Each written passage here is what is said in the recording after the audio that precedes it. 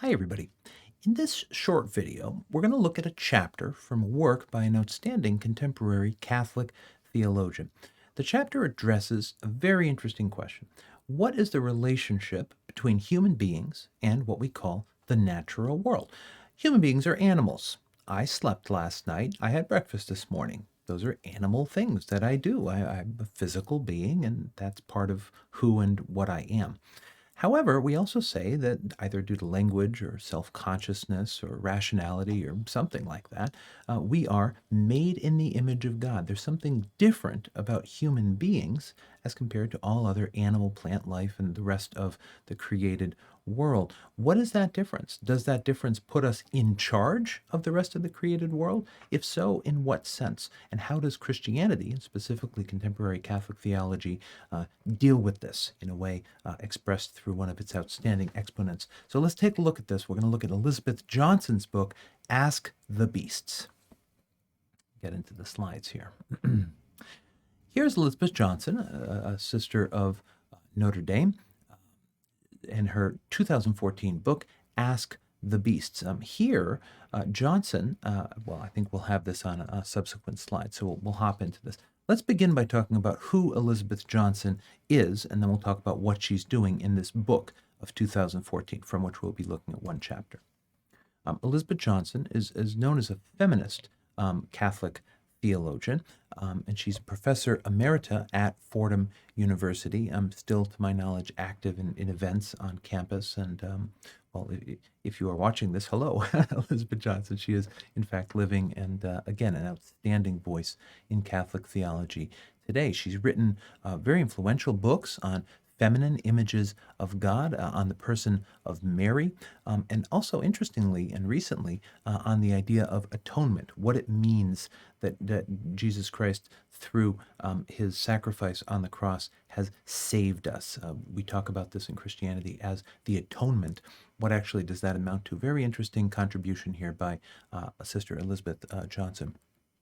Her approach in general in these books, if I may say so, I mean, having looked at a number of them and read a couple closely, is to draw on the Bible and on elements of church teaching to propose new interpretations of received ideas. And in this way, she's doing, I would propose, theology in the best sense. She is starting from a position of faith as a Catholic theologian and seeking understanding, right? She's trying to understand what the Catholic faith and the images and expressions of that faith that we've received means for us today. So in this book, 2014, Ask the Beasts, Darwin and the God of Love, Johnson is engaged in a project. In the couple of years preceding the publication of this book, she was speaking often with biologists and with others about Darwin's work, Darwin's theory, especially as expressed in his book On the Origin of Species in 1859. The theory of Charles Darwin, of course, has expanded enormously over the years. Much work has been done drawing it beyond just that original expression from 1859. But we know perfectly well that there's been thought to be a fundamental contradiction between Darwin's theory of evolution by natural selection and Christianity. Let's just say the Catholic Church's position on evolution is interesting. It is. Just as a brief aside, I mean, in the 1990s, Pope John Paul II issued a document, or a document was issued in his name, in his address to the Pontifical Academy of Sciences. In that address, John Paul II admitted, acknowledged, accepted that the theory of evolution by natural selection was more than just a theory, that this was in fact the scientific consensus, and he held that the Catholic Church indeed does accept this theory, so long as it is understood that the fundamental nature of human beings is not entirely determined by that theory, right? So the extension, that is the range of application of the theory of natural selection, is something about which Catholics and maybe someone like Richard Dawkins might differ. Although see the very interesting interview between Richard Dawkins and the former head of the Vatican Observatory, George Coyne. Just recently, they had a very interesting conversation where I think the lines of debate between, so to speak, religion and science were nicely and quite charitably outlined. So, these remarks in this video, we're looking again, Elizabeth Johnson's book, and we're only looking at chapter 10. The chapter is called Community of Creation, The Community of Creation. And this is kind of the culmination of her book. It is the concluding chapter, the last chapter. So she set out basically to understand how can Christian theology receive Darwin and Darwin's vision of the world in a way that deepens our own understanding, deepens the Catholic Church's understanding of itself and of the gospel message. She begins the book, as I said, we're going to focus only on chapter 10 here, but I want to include this passage, a portion of this passage from Darwin's own book on the origin of species, 1859. It's known as the entangled bank passage. Professor Dawkins has lately used this as well in his writings, and it's known as a beautiful and poetic moment in Darwin's indeed quite poetic text. I'm talking about the tone or the style of the writing. So we read in this passage the following, and this is from near the end of The Origin of Species. It is interesting, Charles Darwin writes, to contemplate a tangled bank. So this is like the bank of a river. So there's a river, and there are river banks, and he's looking at the side of the river. He's looking at the riverbank. This riverbank is clothed with many plants of many kinds, with birds singing on the bushes, with various insects flitting about, and with worms crawling through the damp earth. And it's interesting to reflect that these elaborately constructed forms, so different from each other and dependent upon each other in so complex a manner, have all been produced by laws acting around us. And this is, of course, the contention of his book, that all of these species have their origin through natural selection over enormous quantities of time. Thus, he continues, and we'll have 3 slides on this to convey the passage, from the war of nature, from famine and death, the most exalted object which we are capable of conceiving, namely the production of the higher animals, directly follows.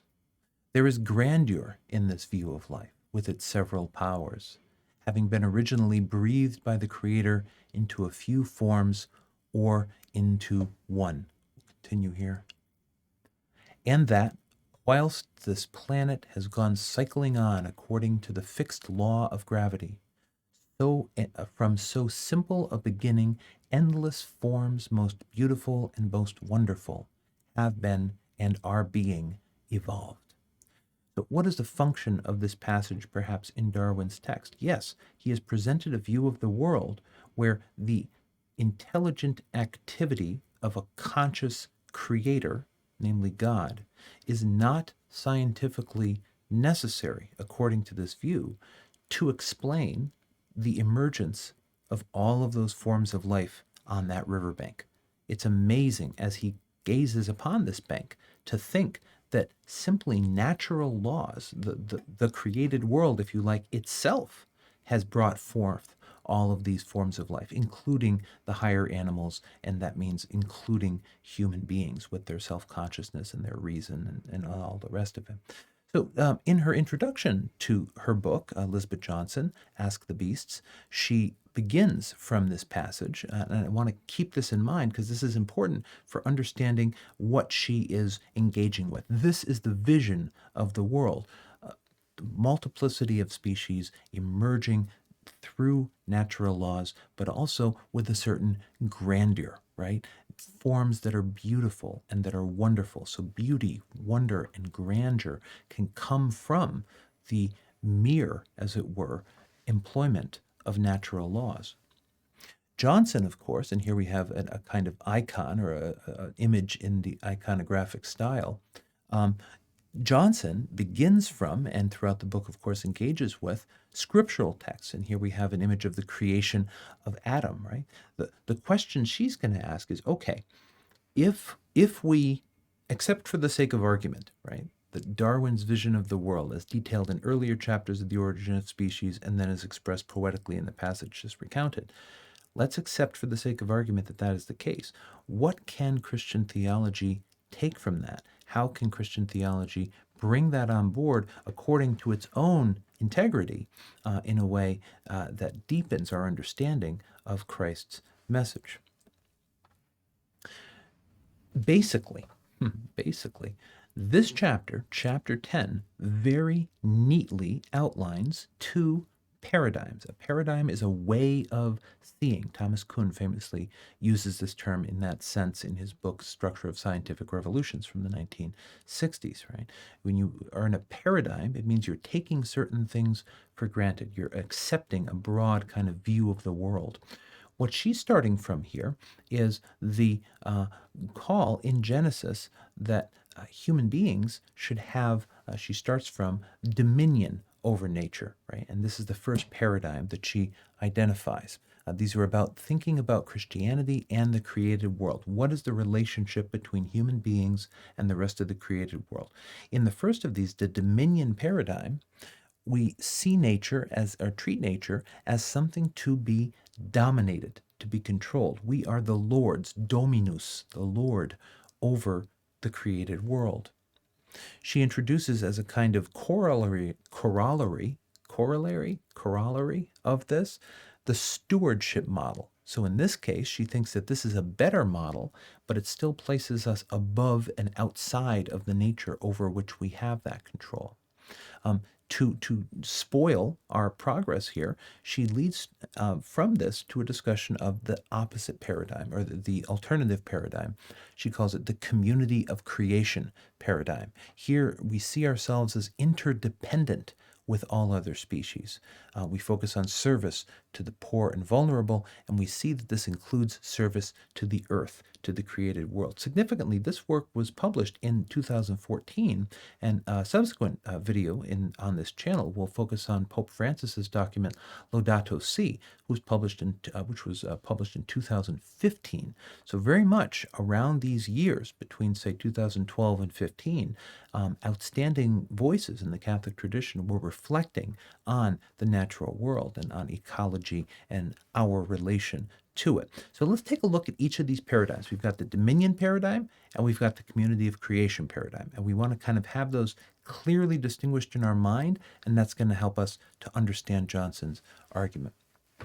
So what does she mean by the dominion paradigm? Passage from Johnson. The founding text for the dominion model, which she also calls it, is Genesis chapter 1, verse 28. On the sixth day, after creating male and female human beings in the divine image and likeness, God blesses them, saying, "Fill the earth and subdue it, and have dominion over the fish of the sea, and over the birds of the air, and over every living thing that moves upon the earth."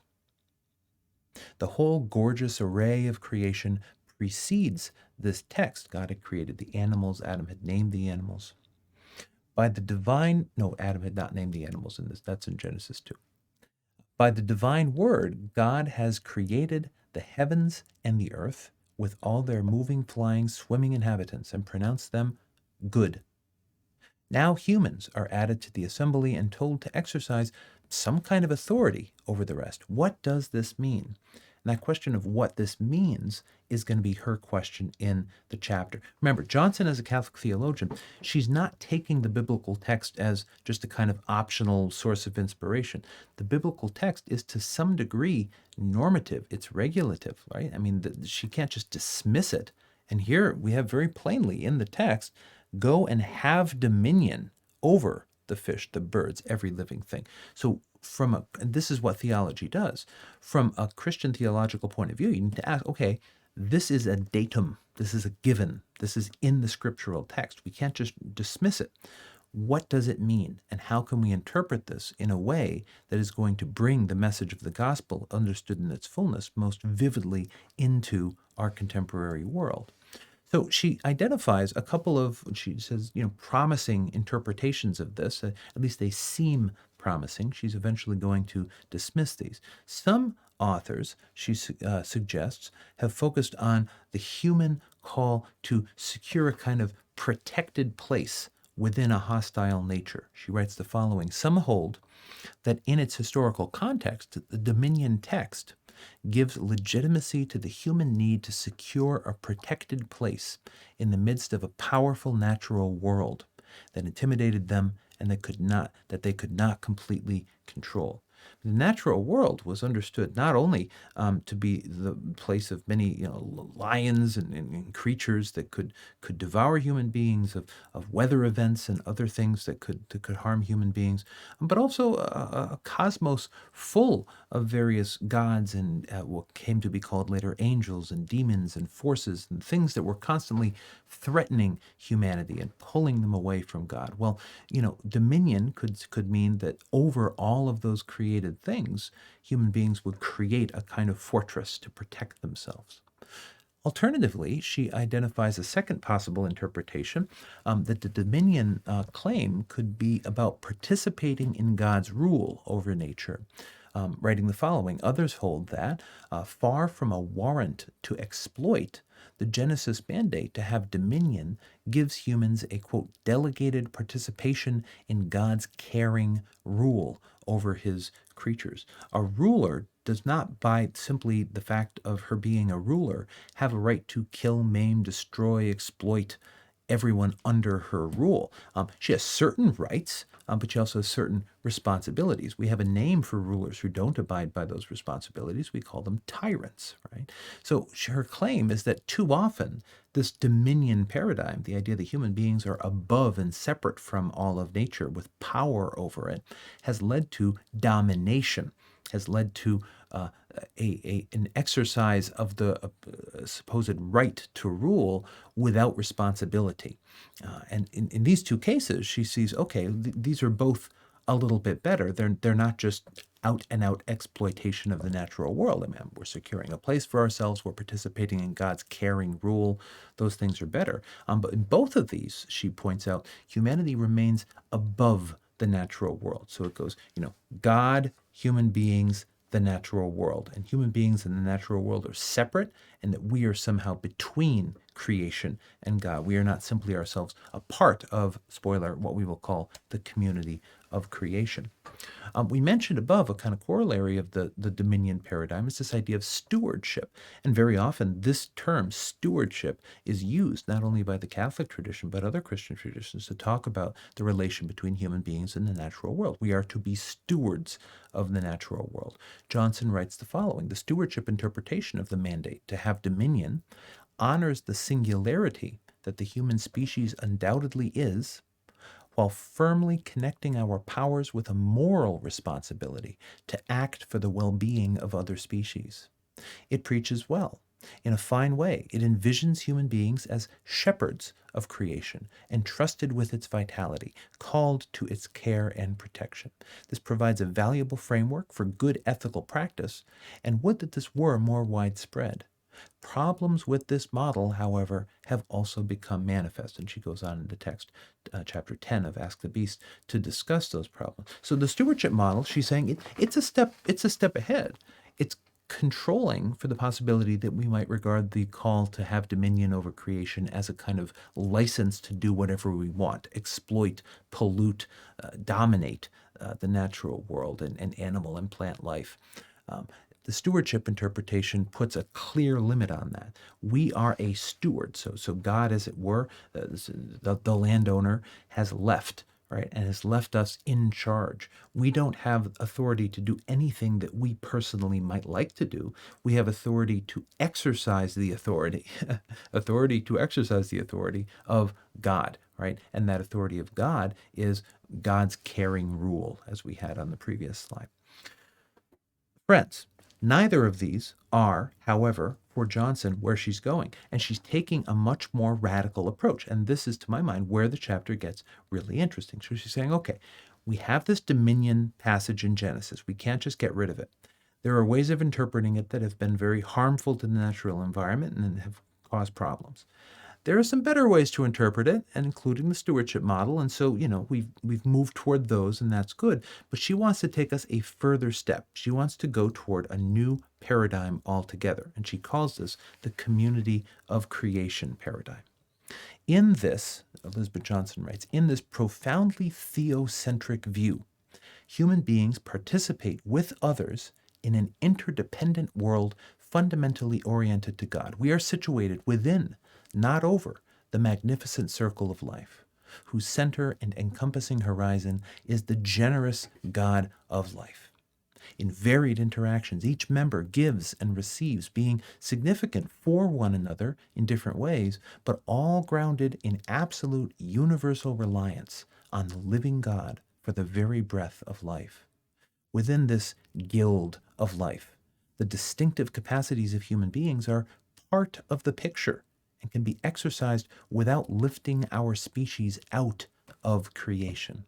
Concluding, dominion, beneficently understood, becomes a role within the larger sphere of community relationships, which are reciprocal rather than one way. In the dominion paradigm, and even in that modified version, the stewardship model, it's God, human beings, the natural world. Human beings are separate from the natural world. They are above the natural world, kind of in the way a king is above the king's subjects, right? There's a ontological distinction. There's a hierarchical distinction. The community of creation paradigm is suggesting that human beings, like dogs and cats and giraffes and rhinoceroses, and then is it rhinoceroses, right? All animal life, right? Plant life, we are a part of that community. And as a member of that community, like all other members of that community, we bring with us certain specific talents, charisms, gifts, right? Including self-consciousness and language and reason and all these things. But that we are called to exercise these as an equal member of this community rather than as an agent outside applying something from above the community. This invites us, she suggests, into a relational pattern, seeing the world in this mode of relationship. Neither plants, animals, nor human beings, neither land, sea, nor air, neither sun, moon, nor stars would exist, she writes, apart from the life-giving, loving power of the Creator. When parsed to its most basic element, the relational pattern of the community of creation is founded on the belief that, emphasis added, all beings are in fact creatures, sustained in life by the Creator of all that is. To reiterate, she concludes, at the core of their identity, humankind and other kind share this same fundamental status of being finite creatures, and as such, human beings and other species have more in common than what separates them. We'll get into this in our discussion of Laudato Si, a document of Pope Francis, again issued just the year after this. Brother sun and sister moon, these images from St. Francis's famous canticle of the sun, all of creation is engaged in a kind of, is not engaged, is a kind of communion, a community, a brother and sisterhood of beings, all of which are finite, all of which are created, and all of which have as their absolute basis the Creator of all, God Himself. And so this, again, places us on equal footing. She thinks without doing away with human distinctiveness. She thinks that we still have human distinctiveness, but in the context of this new relationship. We need to rethink, if we accept this relational pattern, this relational view of the world, who we are as human beings. And in this passage, she discusses, Johnson, the repositioning, she puts it, of the human species. She writes, repositioning the human species within the community of creation, centered on the living God, and reconceiving our identity, primarily along the lines of kinship rather than rule, opens a promising new avenue for religious self-understanding and sound practice. So we've adopted this new view, and she's going to trace here what are the practical consequences of that, because this new view can be a basis for a new way of living. Rather than setting up a top-down structure of relationship, she continues, theology, done in this framework, makes its first word that of our connection to, relationship with, and solidarity alongside others of God's creatures, rather than of differentiation from them. It is a horizontal community where each being, I am commenting here, brings its own specific gifts. Continuing with Johnson and concluding, while embracing the best of stewardship theology and its ethical behavior, This model's different imaginative framework unleashes aesthetic, emotional, and ethical responses that express ecological sensibility at a fundamental level. It unleashes aesthetic, emotional, ethical responses so it can be the basis for a new kind of action in the world, new forms of relationship, and therefore a new kind of community. She's rethinking what the Christian church, or churches as you like, can look like in a world that is willing to accept Darwin's theory of natural selection. That's the kind of thought experiment she's engaging with in this text. She goes on in the passages following this to recount what she sees as the biblical witness of this. Now, this is an important thing Johnson is doing. She's not just popping up with some new idea that she thought of herself, right?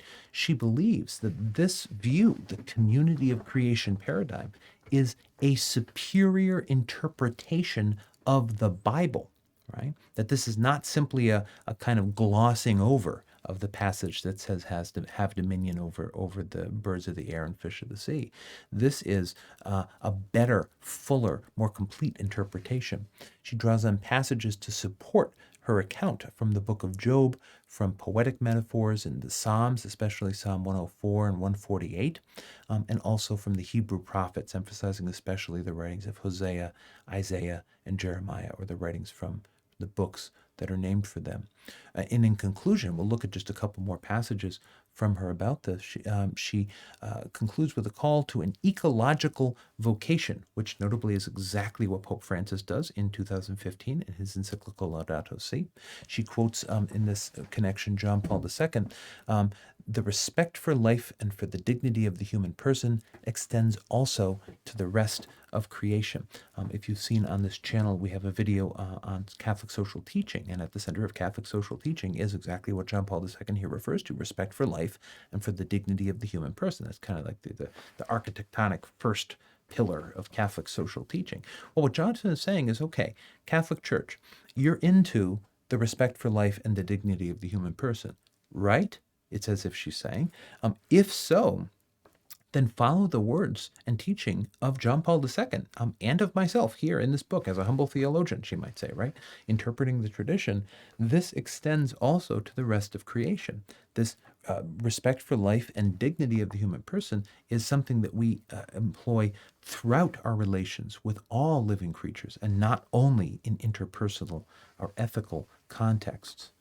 Just a couple more slides here on what she's calling for in terms of a transformation of life. This is a significant part of the chapter.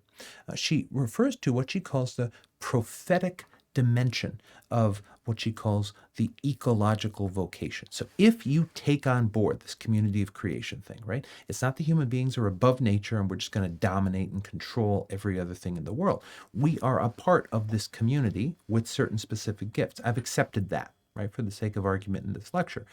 I therefore am able to see that I am called, vocation, vocare, to be called, right? I am called to a certain way of life that fits that better, fuller understanding of what it means to be a Christian. She writes the following: the prophetic dimension of the ecological vocation, the ecological calling, still beckons the churches, for the most part.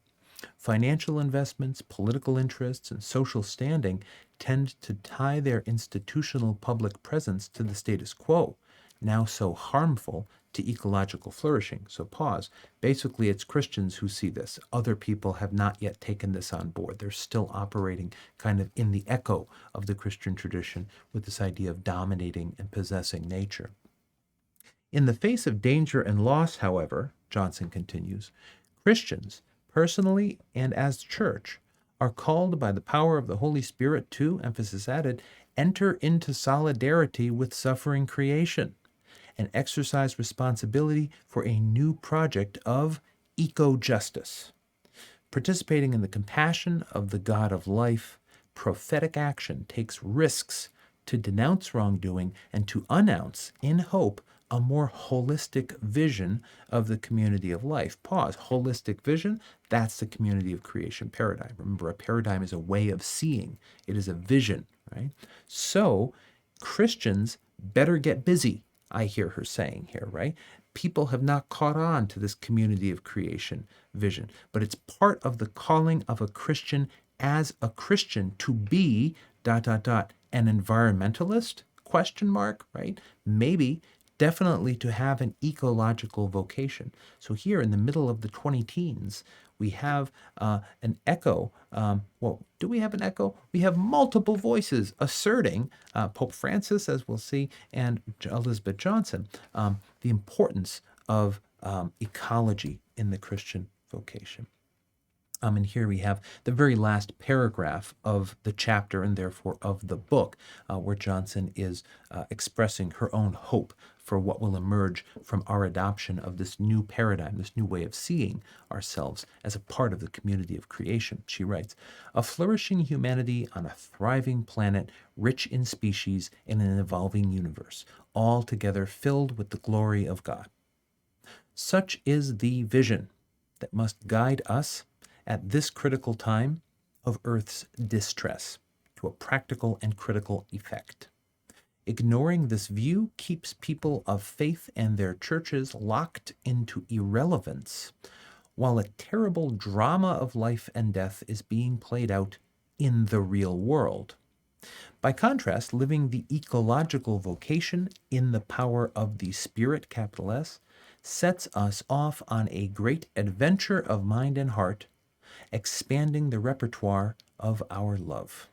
The beasts ask of us no less." So the beasts here refers to the animal kingdom. It's a reference to the title of the book, Ask the Beasts. But it's interesting here. She's clearly presenting a contrast. We can ignore this view. We can therefore remain locked in irrelevance and by implication avoid the problems that are facing the real world. What are those problems? Climate change, environmental destruction, right? The eco-justice, as she put it on the previous slide.